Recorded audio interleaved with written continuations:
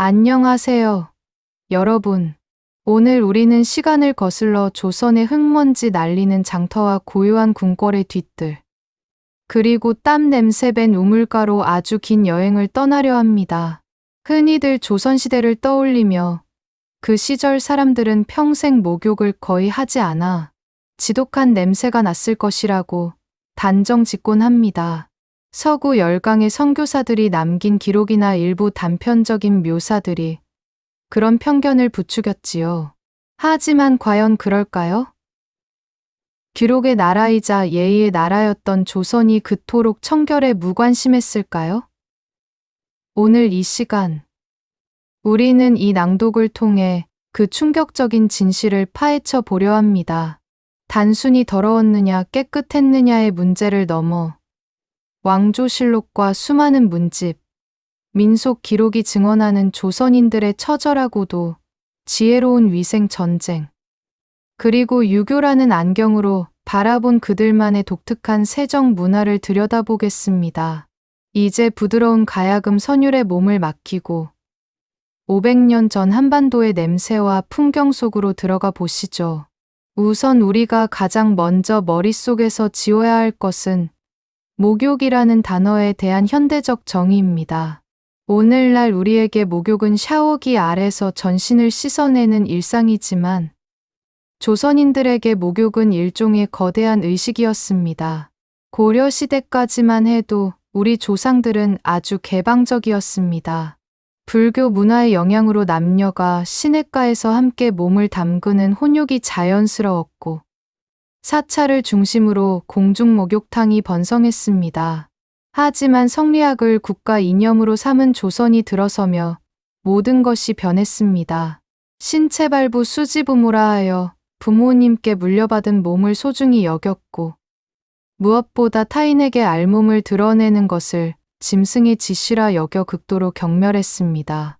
예의를 중시하는 사회에서 전신욕은 곧 수치심과의 싸움이 된 것이죠.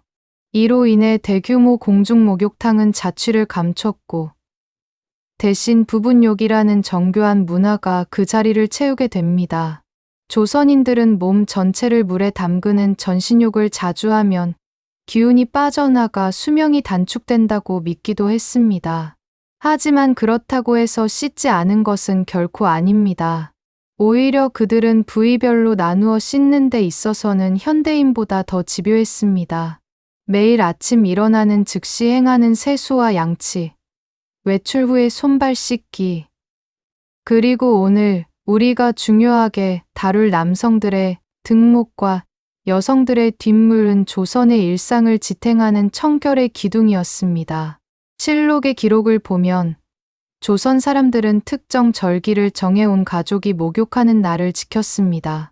음력 3월 삼진날, 5월 단오, 6월 유두, 7월 칠석처럼 물의 기운이 강한 날이면 어김없이 강가로 나갔습니다.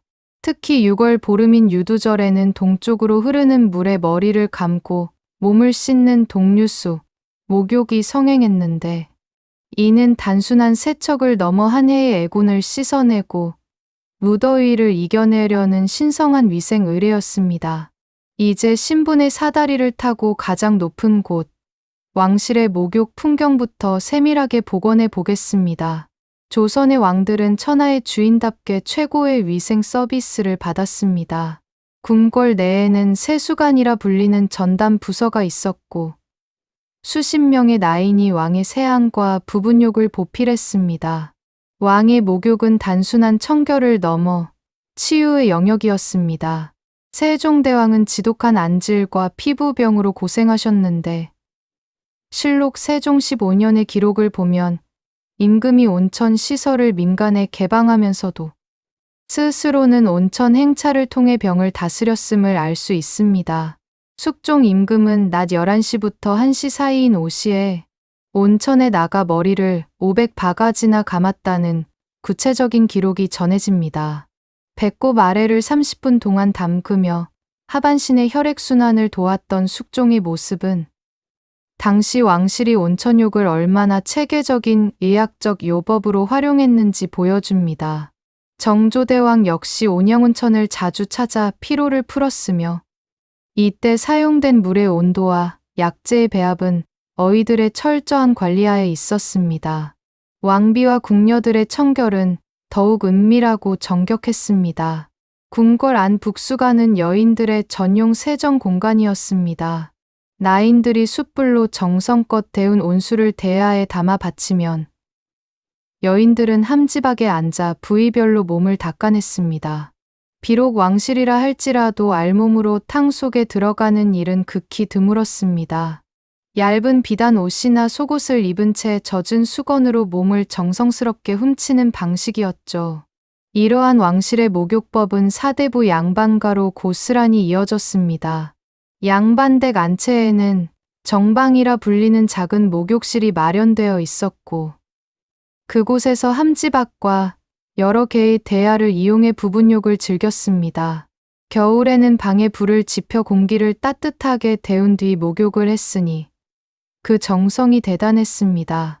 하지만 진정한 조선의 활기는 서민과 노비들의 목욕 문화에서 뿜어져 나옵니다. 전용 목욕 시설을 갖출 수 없었던 그들에게 대자연은 거대한 목욕탕이었습니다. 마을의 공동 우물가, 맑은 시냇가, 넓은 강가는 그들의 위생을 책임지는 생명의 현장이었죠. 여기서 우리는 조선 사내들의 여름을 상징하는 등목에 주목해야 합니다. 등목은 단순히 등을 씻는 행위가 아니었습니다. 하루 종일 떼약볕 아래서 쟁기질을 하거나 짐을 나르던 남성들에게 땀은 소금기 가득한 고통이었습니다. 땀이 마르며 생기는 땀띠와 가려움증을 해결하기 위해 사내들은 저녁 무렵 우물가로 모여들었습니다. 남자가 위통을 벗고 허리를 90도로 굽히면 동료나 아들이 차가운 우물물을 바가지 가득 퍼 올립니다. 그리고 척추를 따라 쏟아지는 그 서늘한 물줄기. 시원하다라는 감탄사와 함께 땀구멍이 닫히고 피로가 씻겨 내려갑니다. 사료에 따르면 등목을 할 때 남성들은 등나무로 만든 통풍 조끼인 등등거리를 입어 땀이 옷에 직접 닿는 것을 방지하려 노력했고 등목 후에는 부채질하며 대청마루에서 독서를 즐기는 것으로 하루를 마무리했습니다. 유두절의 동유두, 목욕은 남성 노동자들에게 생존의 지혜였습니다. 동국세 시기는 이 풍습을 신라시대부터 이어진 민족의 전통으로 기록하며 동쪽으로 흐르는 물이 가진 양기로 몸의 독소를 제거한다고 믿었습니다. 땀 흘리는 남성들에게 등목은 위생이자 동시에 거친 노동을 견디게 하는 유일한 휴식이었습니다. 반면 여인들의 세정은 남성들보다 100배는 더 은밀하고 세심했습니다. 유교 사회에서 여성이 살을 드러내는 것은 목숨을 거는 일과 같았기에 여성들은 뒷물이라는 독특하고 정교한 부분용 문화를 발전시켰습니다. 뒷물은 하반신, 특히 국부와 항문을 씻는 행위로 조선 여인들에게는 매일 지켜야 할 신성한 의식이었습니다. 생리 기간의 위생 관리, 출산 후의 회복, 그리고 일상적인 대소변 후의 청결을 위해 뒷물은 필수적이었습니다. 양반과 부녀자들은 부엌이나 창고처럼 문을 닫아 걸 수 있는 공간에서 물을 데워 뒷물을 했습니다. 궁중의 나인들은 전용 목간통에서 은밀하게 행했죠. 서민 여성들 역시 인적이 끊긴 늦은 밤 강가로 나가 조용히 하반신을 씻어냈습니다. 실록과 규합총서 같은 생활 백과사전에는 여성들이 뒷물을 할 때 사용하는 도구와 방법이 아주 상세히 기록되어 있습니다. 여인들은 맹물만 쓰는 것이 아니라 쑥이나 익모초를 달인 따뜻한 물을 사용하여 부인병을 예방하고 몸의 냄새를 다스렸습니다. 이는 단순한 씻기가 아니라 자신의 몸을 귀하게 여기는 자존감의 표현이었습니다. 여성들의 미용법은 위생과 긴밀하게 연결되어 있었습니다. 조선 여인들은 얼굴을 씻을 때 뷰루페일로라고 불리는 곡물 가루를 사용했습니다. 팥, 녹두, 콩 등을 맷돌에 곱게 갈아 만든 이 가루는 현대 비누의 어원이 되기도 했는데 더러움을 날려 보낸다는 그 이름처럼 피부를 희고 맑게 가꾸어 주었습니다. 쌀뜨물을 받아 세안하는 것은 서민 여성들의 보편적인 지혜였습니다. 뒷물 역시 이런 자연 재료를 활용해 향기롭고 정결하게 관리되었죠. 사찰 안에 여성들을 위한 뒷물 전용 방이 따로 존재했다는 기록은 조선 여인들이 여행 중에도 청결을 얼마나 중요하게 생각했는지 보여주는 결정적 증거입니다.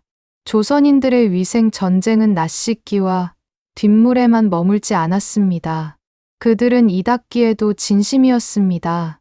소금을 손가락에 묻혀 이를 문지르거나 버드나무 가지 끝을 잘게 두드려 솔처럼 만든 양지를 사용했습니다.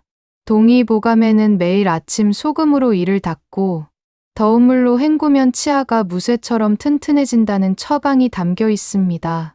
머리 감기는 전신 목욕만큼이나 큰 공사가 필요했기에 한 달에 한두 번으로 제한되었지만 대신 그들은 찬빗을 들고 매일 아침 수백 번의 빗질을 했습니다. 빗질을 통해 먼지와 기름기를 제거하고 두피의 혈액순환을 도왔던 것이죠. 겨울철에는 물을 데우는 땔감이 귀에 목욕 횟수가 줄어들기도 했습니다. 하지만 여름철에는 이야기가 달랐습니다. 냇가에서의 목욕과 우물가의 등목, 그리고 매일 밤 이어지는 뒷물로 조선의 여름은 오히려 물소리로 가득했습니다. 세종대왕 시절 이미 한증소라 불리는 찜질방 시설이 등장해 질병 치료를 돕기도 했습니다. 이 모든 것은 조선인은 씻지 않았다는 편견을 비웃는 역사의 진실입니다. 우리는 서양 선교사들이 남긴 기록을 비판적으로 바라볼 필요가 있습니다. 그들의 눈에는 향수와 비누를 쓰지 않고 전신을 물에 담그지 않는 조선인이 불결해 보였을지 모릅니다.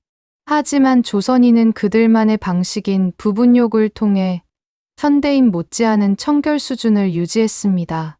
유두절의 가족 목욕, 사내들의 호쾌한 등목, 여인들의 지극한 뒷물은 오늘날 우리가 누리는 위생 문화의 찬란한 뿌리입니다. 조선의 목욕 문화는 단순히 때를 벗기는 행위가 아니었습니다. 그것은 유교적 예법 안에서 인간의 존엄을 지키려는 노력이었고 자연의 순리에 몸을 맞추려는 철학이었습니다. 세종대왕이 백성에게 개방한 온천의 따스함과 이름 없는 노비가 우물가에서 맞았던 차가운 등목의 물줄기는 모두 우리 역사 속에 흐르는 생명력입니다. 조상의 지혜를 되새기며 오늘 여러분의 씻음 또한 경건하고 향기롭기를 기원합니다. 긴 시간 함께해 주셔서 고맙습니다. 구독과 좋아요로 이 따뜻한 역사의 온기를 나눠주세요. 안녕히 계십시오.